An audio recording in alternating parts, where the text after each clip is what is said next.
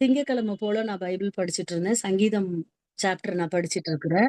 அப்ப நான் படிச்சுட்டே இருக்கும்போது, இந்த வார்த்தைகள் வந்து என் இருதயத்துல வந்து ஆழமா பதிஞ்சுது. என்னன்னு பார்த்தீங்கன்னா, சங்கீதம் 93. கர்த்தாவே, நதிகள் எழும்பின, நதிகள் இரைச்சலிட்டு எழும்பின, நதிகள் அலை திரண்டு எழும்பின. திரளான தண்ணீர்களின் இரைச்சலை பார்க்கிலும், சமுத்திரத்தின் வலுமையான அலைகளை பார்க்கிலும், கர்த்தர் உன்னதத்திலே வல்லமை உள்ளவர். இந்த இததான் நானு வந்து மைண்ட்ல தியானிச்சுட்டே இருக்கிறேன். நதிகள் இப்போ வந்து ஒரு எக்ஸாம்பிள்க்கு சொல்லணும்னா, நானு இந்த இயேசுவின் வல்லமை டாபிக்க தம்பிட்ட நான் அனுப்பி விட்டுருந்தேன். கரெக்ட்டா பார்த்தீங்கன்னா, அந்த அலை இருக்கிற படம் போட்டோனே எனக்கு அப்படியே டக்குன்னு கண்ல தண்ணி வந்துருச்சு. எவ்ளோ ஆண்டவர் வந்து அந்த ரிலேட்டடா கொண்டு போறாரு அப்படின்னு சொல்லிட்டு, ஆண்டவருக்கு நான் ஒரு ஸ்தோத்திரம் சொன்னேன். இப்ப வந்து பார்த்தீங்கன்னா, ஒரு ஒரு ஒரு 2 இயர்ஸ் பேக் வந்து நல்ல மழை. திடீர்னு சாயங்காலம். அப்ப என்ன ஆயிருச்சு, நான் ராயப்பேட்டால ஒர்க் பண்ணிட்டு இருக்கிறேன். அங்கருந்து வண்டியில வந்துட்டே இருக்கிறேன். வண்டி ஆஃப் ஆயிருச்சு. கொஞ்சம் முட்டி வர தான் தண்ணி இருக்கு. அந்த தண்ணீல நடக்கவே முடியல. அப்போ பார்த்தீங்கன்னா, அது கொஞ்சம் தண்ணீயிலே நம்மளால பேலன்ஸ் பண்ண முடியல. இங்க பார்த்தீங்கன்னா, நதிகள் எழும்பின, நதிகள் இரைச்சலிட்டு எழும்பின, நதிகள் அலை திரண்டு எழும்பின, திரளான தண்ணீர்கள் இரைச்சலை பார்க்கிலும், சமுத்திரத்தின் வலுமையான அந்த அலைகளை பார்க்கிலும், கர்த்தர் உன்னதத்திலே வல்லமை உள்ளவர். அவருடைய வல்லமை வந்து பார்த்தீங்கன்னா, இதெல்லாம் ஒண்ணுமே இல்ல. நம்ப வந்து இப்போ குற்றாலத்துக்கு போனோம்னா, அந்த தண்ணியோட சத்தம் நைட் டைம்ல பார்த்தீங்கன்னா, பயங்கர சத்தத்தோட இருக்கும். இதெல்லாம் காட்டிலும் ஆண்டவருடைய வல்லமை வந்து அவ்ளோ ஒரு பவரா அதிகமா இருக்குது. அப்ப நான் யோசிச்சுட்டே இருந்தேன். இவ்ளோ ஒரு அன்புள்ள தேவன நம்ம ஆராதிக்கிறோமே! நம்ம எவ்ளோ குடுத்து வச்சிருக்கிறோம். அப்படின்னு நான் தியானிச்சுட்டே இப்படியே 3 நாளா இது என் மைண்ட்ல ஓடிட்டே இருக்கும்போது தான், ஜெஃப்ரி தம்பி நீங்க மெசேஜ் குடுக்குறீங்களான்னு கேட்டாங்க. சரிப்பா, ஓகே அப்படின்னு நான் மெசேஜ் போட்டிருந்தேன். அப்ப நான் யோசிச்சேன், ஏசப்பா உங்க வல்லமைய பத்தி பேசணும்னு நான் நெனைக்கிறேன். நான் எந்த டாபிக்க பத்தி நான் பேசணும்? எத பேசணும்னும் பொழுது எனக்கு ஆண்டவர் காட்டிக் குடுத்த அ மார்க் 5 அந்த பெரும்பாடு உள்ள ஸ்திரீ அந்த க ஸ் க ஸ்டோரி தான் எனக்கு ஞாபகத்துக்கு கொண்டு வந்தாரு. அத பைபிள் இருக்கிறவங்க மார்க் 5ஆம் அதிகாரத்த எடுத்து வச்சுக்கங்க. 25வது வசனம். அப்பொழுது 12 வருஷமாய் பெரும்பாடு உள்ள ஒரு ஸ்திரீ அநேக வைத்தியர்களால் மிகவும் வருத்தப்பட்டு, அதாவது பார்த்தீங்கன்னா 12 வருஷம் ஒரு ஃபீவர்ன்னு ஒரு 2 டேஸ் நம்ம படுத்தாலே நம்பளால வந்து முடியல. அவ்ளோ டயர்ட் ஆயிர்றோம்.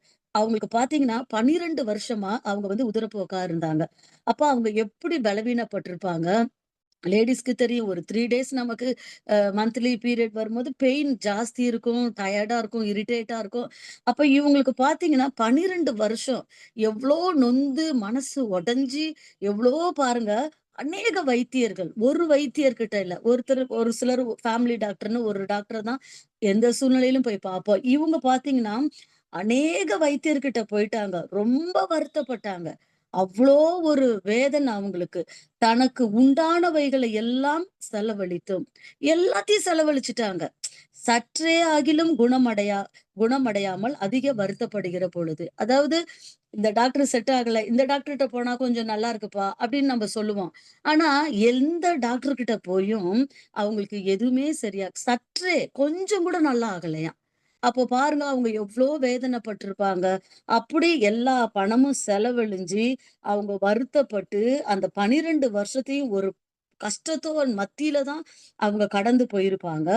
சற்றாகிலும் குணமடையாமல் அதிக வருத்தப்படுகிற பொழுது, அப்பதான் என்ன பண்ணியிருக்காங்க, இயேசுவை குறித்து கேள்விப்பட்டு, இந்த 12 வருஷத்துக்கு முன்னாடி அவங்க யாருன்னே தெரிஞ்சிருக்காது. அவங்கள ஊர விட்டு ஒதுக்கி, அவங்கள இன்சல்ட் பண்ணி, எது வேணாலும் குடும்பத்துல அந்த காலத்துலலாம் ரொம்ப வந்து பாப்பாங்கல்ல. ஒரு குஷ்டரோகின்னா ஊருக்கு வெளிய இருக்கணும். அந்த மாரி. இப்ப எல்லாமே நம்ம எல்லாம் ஒண்ணா இருக்கிறோம். அவங்க வந்து அப்போ இயேசுவ குறித்து கேள்விப்படுறாங்க. கேள்விப்பட்டு, நான் அவருடைய வஸ்திரங்களை ஆகிலும் தொட்டால் சொஸ்தமாவேன் என்று சொல்லி, அவங்க என்ன பண்ணிட்டாங்க, எல்லாமே போயிருச்சு. என்னுடைய சொத்து, என்னுடைய பலவீனம் எல்லாம் போயிருச்சு. இனி வாழ்றதுக்கான எந்த வழியும் இல்ல. அப்படின்னு அந்த நிலைமையில ஆண்டவர பத்தி கேள்விப்படுறாங்க. இப்ப நம்பளும் அப்படிதான். என்னால முடியல இந்த பிரச்சனை. என்னால வாழ முடியல. எனக்கு இந்த உதவி செய்ய முடியல. இத்தன வருஷமா என் குடும்பத்துல இந்த பிரச்சனை இருக்கு. இத்தன வருஷமா நான் இதுல கஷ்டப்படுறேனே! எனக்கு யாரு இருக்கா உதவி செய்ய? எல்லாராலும் நான் தனித்து விடப்பட்டிருக்கிறேனே! அப்படின்னு சொல்லி கலங்கிக் கொண்டு இருக்கிற ஒவ்வொரு உள்ளத்துக்கும் ஆண்டவர் திட்டவட்டமா என்ன சொல்றாருன்னா, அதுக்குன்னு ஒரு நேரம் வரும். இந்த ஸ்திரீ எப்படி 12 வருஷமாக வருத்தப்பட்டாங்களோ, அதே மாரி நம்ப இப்ப படுற காரியங்கள் எது நடந்தாலும் அது நன்மைக்கு தான். நமக்கு அனுமதிச்சது எல்லாமே நன்மைக்கு தான். அதனால இந்த உபத்திரவத்தின் வழியா நம்ப போகுறோமே அப்படின்னு சொல்லி எத குறித்தும் கவலைப்படாதீங்க. ஆண்டவர் வந்து ஒரு ஒரு உபத்திரவத்தின் பாதையில நம்மள நடத்துறாருன்னா, அவரோட பிரமாணங்களை நம்ப கற்றுக்கொள்ளுவோம். 2வது அதன் மூலம் அநேக பாடங்களை நம்ப கற்றுக்கொள்ளுவோம். நம்மளுடைய உறவினர்கள், நண்பர்கள், நம்மளுடைய குடும்பத்துல இருக்கிறவங்க எப்படிப்பட்டவங்க அப்படின்றத கற்றுக்கொள்ளுவதற்காக சில பாதைகளின் ஊடாக ஆண்டவர் வந்து நம்மளை நடத்துவார். அதனால எந்த சூழ்நிலையாக இருக்கட்டும், அதற்கு ஏற்ற நேரம் கர்த்தர் கண்டிப்பா உங்களுக்கும் எனக்கும் வைத்திருக்கிறார்.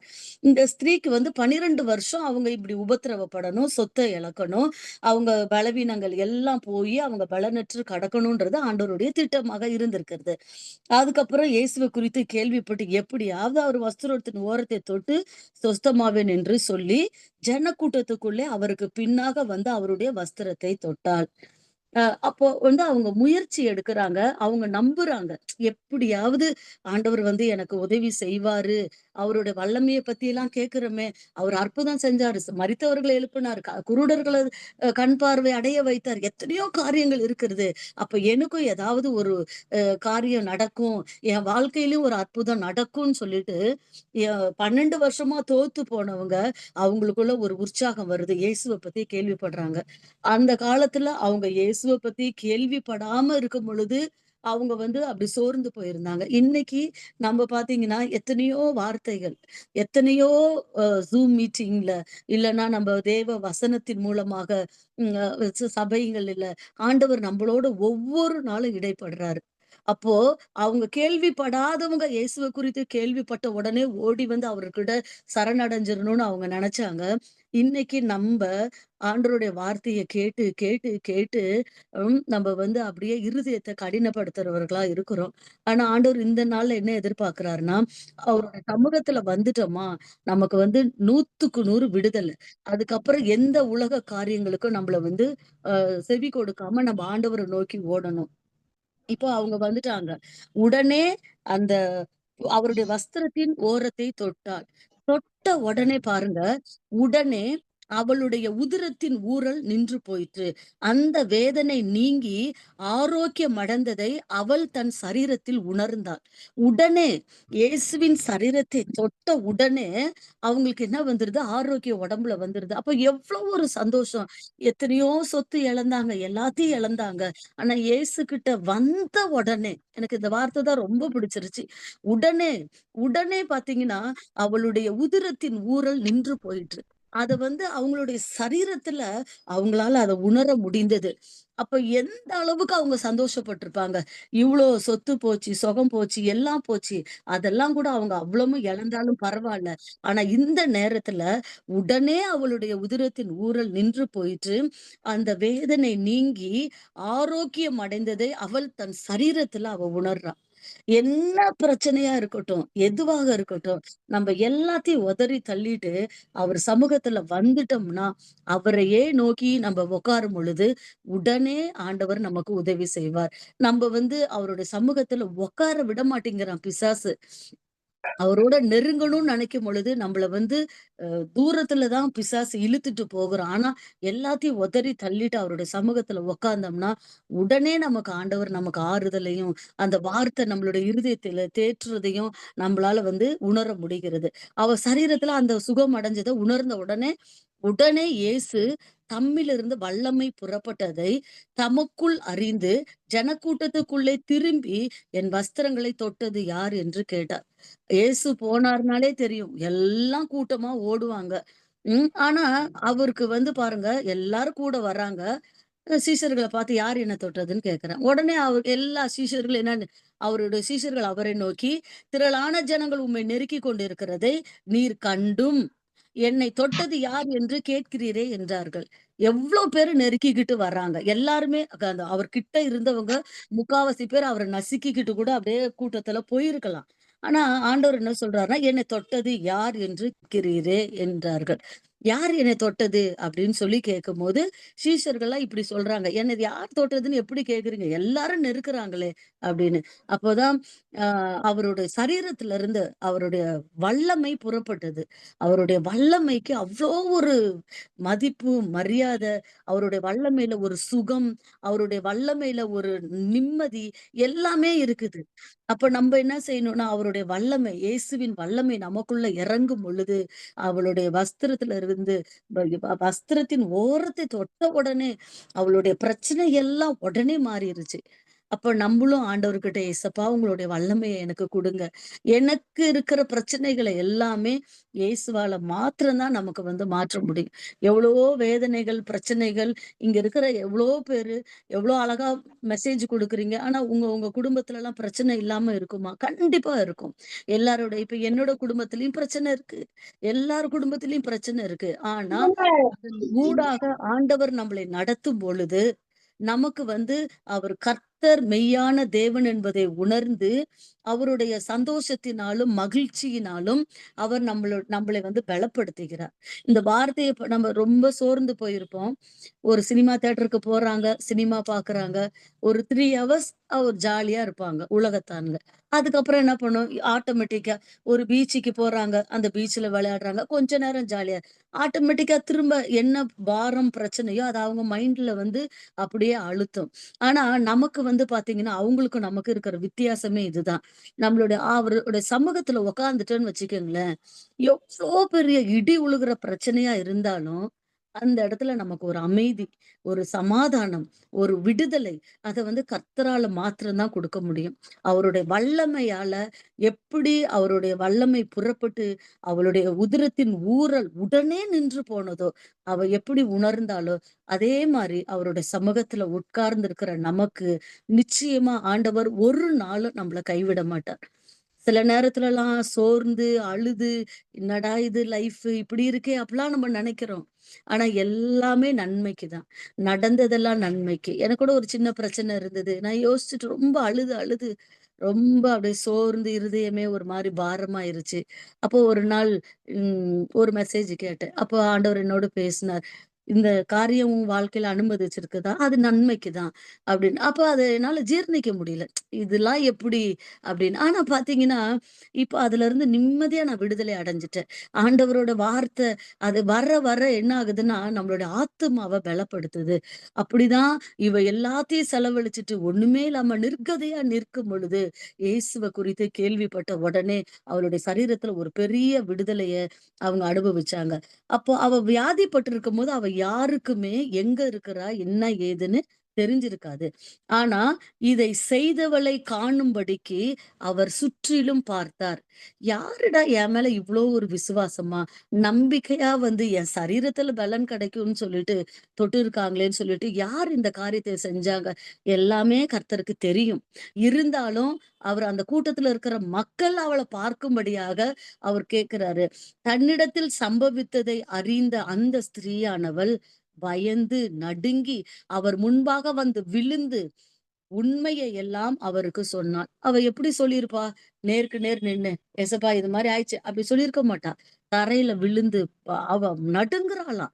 நடுங்கி பயந்து, அவ பயந்துட்டா. ஐயோ! இவ்ளோ பேரு முன்னாடி நம்ம அசிங்கப்பட போறோமோ! என்னென்னமோ நெனச்சிருக்கலாம். ஆனா ஆண்டவர் என்ன சொல்றாரு பாருங்க. அவர் அவளை பார்த்து, "மகளே, உன் விசுவாசம் உன்னை ரட்சித்தது. நீ சமாதானத்தோடே போய் உன் வேதனை நீங்கி சுகமாக இரு." அப்போ அவள தெரியாத ஆளே அந்த எத்தன ஜனக்கூட்டம் இருந்தாங்களோ, அவுங்க முன்னாடி ஆண்டவர் அவள நேருக்கு நேர் பார்த்து இந்த வார்த்தைய சொல்லியிருக்கிறார். அப்போ இந்நாள் வரைக்கும் அவ எந்த 12 வருஷம் பெரும்பாடு உள்ள ஸ்திரீ அப்படின்னு தான் இருக்குது. ஆனா அதுக்கப்புறம் பார்த்தீங்கன்னா, அவள ஃபுல்லா ஊரே கொண்டாடி இருக்கும். ஊரே பேசியிருக்கும் அவள பத்தி. அவங்க வீட்ல இது நடந்துச்சாம் அற்புதம் அப்படின்னு சொல்லிட்டு. இப்ப நமக்கே ஒரு ஒருத்தர் கார் வாங்கிட்டாங்களா, "எப்பா கார் வாங்கிட்டாங்கப்பா அந்த வீட்ல." அவங்க இப்படி ஒண்ணும் இல்லாத காரியத்த நம்ம பெருசுபடுத்தி பேசுறோம். ஆனா, அன்னைக்கு அந்த ஊரே அவள பாரு அவளுக்கு இவ்ளோ நோய் இருந்துச்சு. மருத்துவர்கிட்ட போனா எல்லாம் செலவழிச்சுட்டா. ஆனா ஆண்டவர் பாரு அவளுக்கு ஒரு பெரிய அற்புதத்த செஞ்சிருக்கிறாரு அப்படின்னு சொல்லிட்டு, அன்னையிலிருந்து அவள தெரியாத மக்களே இருந்திருக்க மாட்டாங்க. அதே போல தான் நம்ப சூழ்நிலை, நம்ப குடும்பத்துல பிரச்சனை இருக்குதா? கவலையே படாதீங்க. ஆனா, அந்த பாதைகள கடந்து வருவது கடினம் தான். அந்த உபத்திரவத்தின் பாதையில வரும்பொழுது, ஆண்டவர் கற்றுக் குடுக்கிற காரியங்கள் நெறைய இருக்குது.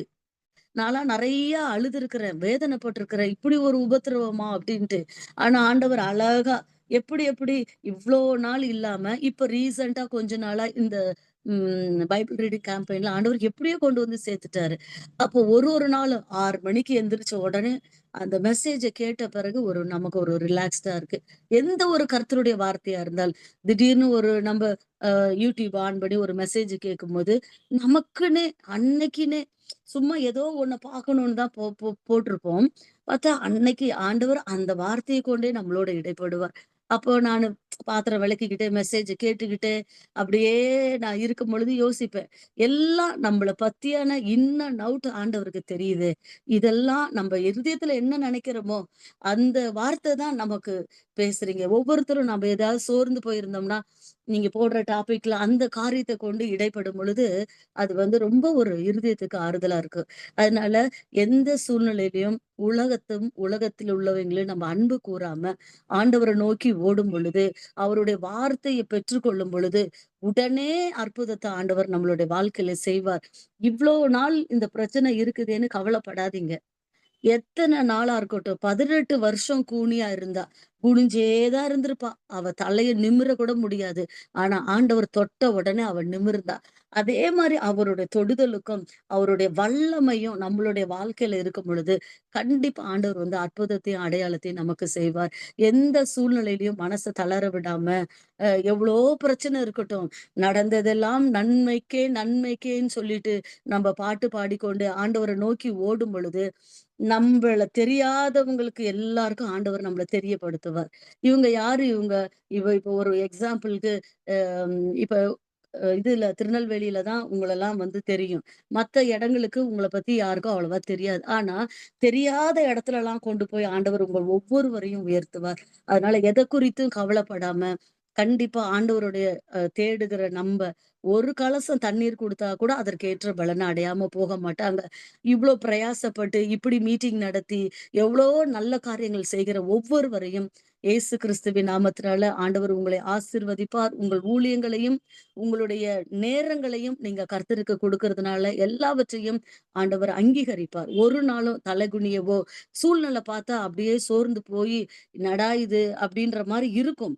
ஆனா எல்லாத்தையும் உதறி தள்ளிவிட்டு, ஆண்டவர நோக்கி நம்ம நிக்கும் பொழுது, எல்லாரும் நம்மள பார்த்து வியந்து போகிற அளவுக்கு, நம்மள சுற்றி இருக்கிற எல்லாரோட கண்கள், "இவங்களுக்கா?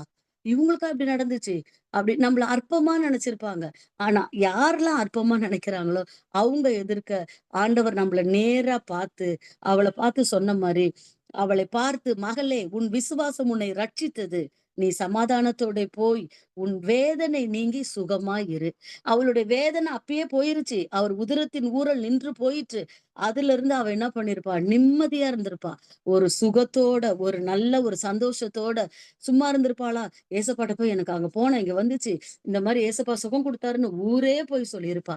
அந்த அளவுக்கு ஆண்டவருடைய அ பிரசன்னம், அவருடைய கிருபை, அவருடைய வல்லமை நம்பள் ஒவ்வொருவரையும் சூழ்ந்திருக்கட்டும். தேவன் தாமே இந்த வார்த்தைகளை ஆசீர்வதிப்பாராக.